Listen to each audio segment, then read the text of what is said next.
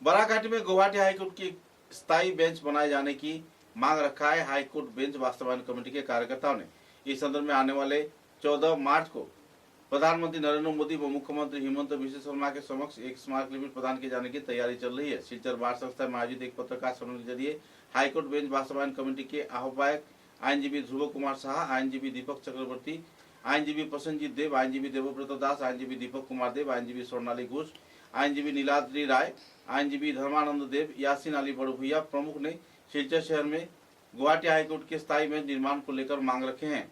उनका कहना था कि 1980 साल से बराक घाटी में आईनजीबी के सर्वसाधारण आम जनता जी रहे हैं, लेकिन इस क्षेत्र में गुवाहाटी हाईकोर्ट के स्थायी बेंच स्थापन की मांग किया जा रहा है। केवल आईनजीबी ही नहीं बल्कि इस क्षेत्र में आम जनता की भी मांग है कि इस क्षेत्र में हाईकोर्ट के बेंच स्थापन किया जाए ताकि लोग लाभान्वित हो पाए और गुवाहाटी में उन्हें लगातार यातायात न करना पड़े। उलझे हुए समस्याओं के समाधान में हाईकोर्ट बेंच अगर गठित हो जाती है तो बराक घाटी के लोग पूरी तरह लाभान्वित होंगे। पत्रकारों के साथ बातचीत के दौरान उन्होंने कई पहलुओं पर आलोकपात किया।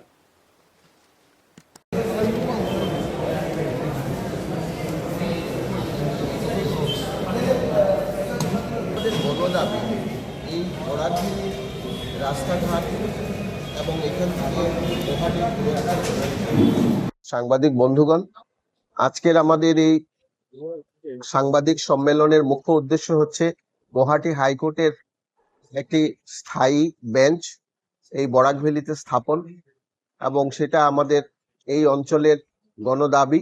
গত 80-র দশক থেকে এই দাবি এই বরাক উপত্যকার মানুষ করে আসছে, এবং এই দাবিকে সমর্থন জানিয়ে আমাদের ডিস্ট্রিক্ট বার অ্যাসোসিয়েশনের সদস্যরা 80-র দশক থেকে আমরা নানাভাবে মিটিং, মিছিল এবং স্মারকপত্র প্রদানের মাধ্যমে এবং বিভিন্ন হাইকোর্ট এবং আসামের রাজ্য সরকারের বহু উচ্চপদস্থ বিভাগীয় কর্তৃপক্ষের সঙ্গে সাক্ষাৎ করা, মিটিং করা ইত্যাদি আমরা করে আসছি। ইদানিংকালে আপনারা অবগত আছেন যে রাজ্য সরকারও দুইবার মানে এই ওদের ম্যানিফেস্টোতে সেটা এনেছেন যে পার্মানেন্ট বেঞ্চ যাতে আমাদের বরাক ভ্যালিতে স্থাপিত হয়, এবং রাজ্য সরকার পুরোদমে এটার জন্য সবকিছু করতে রাজি আছেন।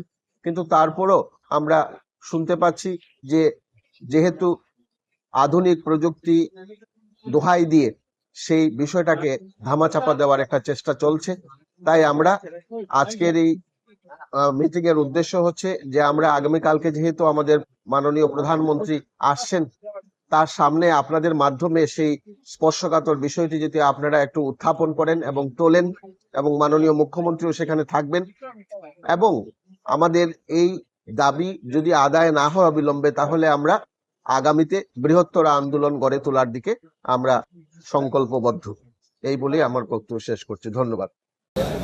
ইয়াসিন আলী মহাশয়, প্রসেনজিৎ দেব মহাশয়, নীলাদ্রি রায় মহাশয়, দীপক কুমার দেব মহাশয়,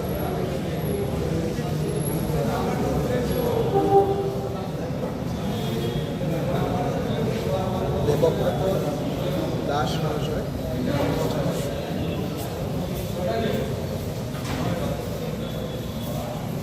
শ্রীমতী স্বর্ণালী ঘোষ,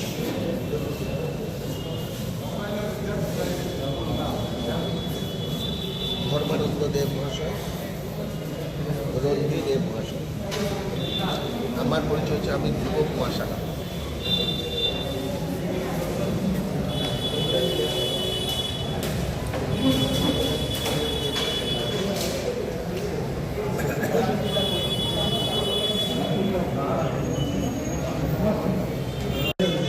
আর সবথেকে বড় জিনিস হলো কমিউনিকেশন। আমরা বরাক ভ্যালি থেকে গুয়াহাটি যাওয়ার খুবই খারাপ। অন্য থেকে তারা 10 ঘন্টা 5 ঘন্টা 6 ঘন্টা আয় যাবে, তারা 5 টাকা 50 টাকা 100 টাকা 200 টাকা খরচ করি আসে। আমরা এটা যাওয়া সম্ভব না। আর কনস্টিটিউশনাল যে রাইট যেটা অ্যাপেল করার মতো আমরা মানুষের যে আছে সবর, এটা অ্যাপেল করতে পারে না বরাক ভ্যালি। কারণ এই 3টা স্তর আছে, লোয়ার কোর্টে ডিফিচার হোক, এইটাও হাইকোর্টে অ্যাপেল করতে হবে। এটা কনস্টিটিউশনাল ডিজাইনে যাবে, কিন্তু যাইতে হইলে এই যে পজিশন আছে আসলে মানুষের 80% মানুষের হাইকোর্টেও যায় না। এই এটা বেয়ার করতে পারছে না, পয়সা করে এটা সমস্যা। এরপরে সুপ্রিম কোর্ট আমরা বক্তব্য হইল এই যে যেটা আপনার আজকে বিচ হয়েছে এটা আমরা হইল বরাকবেলির আপামর জনসাধারণের একটা মঞ্চ, আর এই মঞ্চের মধ্যে আমরা লিমিটেড রিপ্রেজেন্ট করি আর করবলতা বরাকবেলি। আর এটা আপনারা মাধ্যমে এটা আপনার পাবলিসিটি যেটা একটা কাপড় হয় এবং এটা নজরে যায় প্রাইম মিনিস্টার খাদ্যদান যেমন আজকাল হবে আমরা চিফ মিনিস্টারের এই বলি আমার। এই ব্যাপারে এই দাবি বর্তমান সরকারও করতেছে যে একটা চাইতেছেন যে একটা হোক, এটাতে আর বিলম্ব কোন জায়গায়, এই বিলম্বটা যাতে ত্বরান্বিত করা যায় সেটাই আমরা কথা।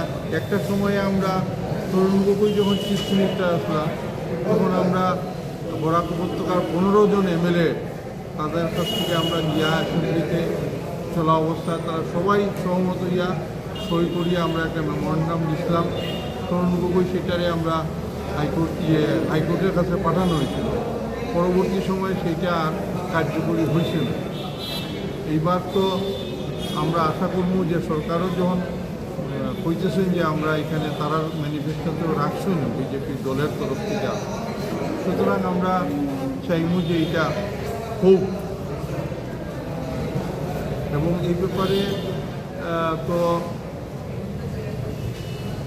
আইনের সুযোগটা যদি জনসাধারণের দরজায় পৌঁছাইতে হয়, স্পিডি যদি করতে হয়, তাহলে একটু ডিসেন্ট্রালাইজেশনের দরকার। ডিসেন্ট্রালাইজেশনটাই আমরা চাইতেছি এবং বরাকে যে ইনফ্রাস্ট্রাকচারের যে সমস্ত জিনিসের প্রয়োজন সমস্ত কিছুই আছে। 30% or more than that এই বরাক ভ্যালি থেকে এই কেসগুলো মোর দেন 35% কেস গুয়াহাটি হাইকোর্টে শুধু বরাক ভ্যালির কেস। এবং আরেকটা স্ট্যাটিস্টিক্স দেখবেন আপনি, আগরতলা এখানে হাইকোর্ট 4 বেঞ্চ আছে, মেঘালয়ে আছে এবং ইয়েতেও বেঞ্চ আছে আপনার এই মিজোরামে। ওদের টোটাল এই 3টা স্টেটের যা কেস আছে তার থেকেও বেশি বরাক ভ্যালির কেস গুয়াহাটি হাইকোর্টে। কিন্তু তারপরও দীর্ঘদিনের এটা আমাদের দাবি, এটা গণদাবি এখানে, কিন্তু আজ পর্যন্ত আজকে 30-40 বছর থেকে এটা নিয়ে আপনি দেখবেন অনেক আগে থেকে চলছে। কিন্তু এই বরাক ভ্যালিতে এই বেঞ্চের ব্যাপারে আজ পর্যন্ত কোনো আমরা সদুত্তর ইভেন হাইকোর্ট থেকেও পাইনি। নিরাজ্যবাবু বলেছেন, আমিও ছিলাম ওনার সঙ্গে, আমাদের এখানে তখন তরুণ গগৈ চিফ মিনিস্টার ছিলেন, পুরো যারা আমাদের বরাক ভ্যালির সব এমএলএ এমপি মিনিস্টার সবাই মিলে চিফ মিনিস্টারকে গিয়ে বলেছিলেন এবং উনি এটাকে রাজি হয়ে রিকমেন্ডেশন করে দিলেন যে আমাদের ক্যাবিনেটের কোনো আপত্তি নেই, গুয়াহাটি হাইকোর্টে এটাকে প্রেরণও করা হয়। কিন্তু আজ পর্যন্ত হাইকোর্ট থেকে ওটা আর কিছু করা হয় যেন অনলাইনে আপনারা হিয়ারিং করতে পারেন, সেই ইনফ্রাস্ট্রাকচার আমাদের এখানে নেই। গ্রামেগঞ্জে অনেক লয়াররা গ্রামেগঞ্জে থাকে, ইভেন সব গ্রামে আপনি ইলেকট্রিফিকেশনও যায়নি। আর তাছাড়া হলো আপনি হিয়ারিং যদি অনলাইনে করতে হয় আপনাকে, তাহলেও আপনার গুয়াহাটিতে একজন লয়ার রাখতে হবে, কারণ হার্ড কপি আপনাকে দাখিল করতেই হবে। তারপরে একজন আবার কানেক্ট করে দিতে হয়, লিঙ্কটা লাগিয়ে দিতে হয়, লিঙ্ক যদি না করে তাহলে আপনাকে শুনবে না। তো so many hurdles R here, এটা সম্ভব না। তার জন্য আমরা এখন যেহেতু আপনাদেরকে এখানে বলার আরেকটা আমাদের উদ্দেশ্য হলো যে আগামীকাল আমাদের প্রধানমন্ত্রী এখানে আসছেন শিলচর, অনারেবল চিফ মিনিস্টার উনিও থাকবেন। আমাদের এই বার্তাটা এবং দীর্ঘদিনের আমাদের যে দাবিটা যদি ওনাদের কানেও পৌঁছে দেওয়া যায়, আশা করি, যেহেতু আমাদের রিসেন্টলি এখানে লোকাল মিনিস্টার এসেছিলেন, উনিও বলছেন আমাদের তো কোনো আপত্তি নেই বেঞ্চ, কিন্তু সেটা কীভাবে করা, সেটাকে that is to be acted upon, সেই ব্যাপারটা নিয়ে তার জন্য বলছিলাম যদি এটাকে প্রধানমন্ত্রী যেহেতু আসছেন ওনার দরবারে যাতে পৌঁছে দেওয়া যায়, আশা করা যায় বরাক ভ্যালির জন্য একটা সুখবর কিছু আসতে পারে।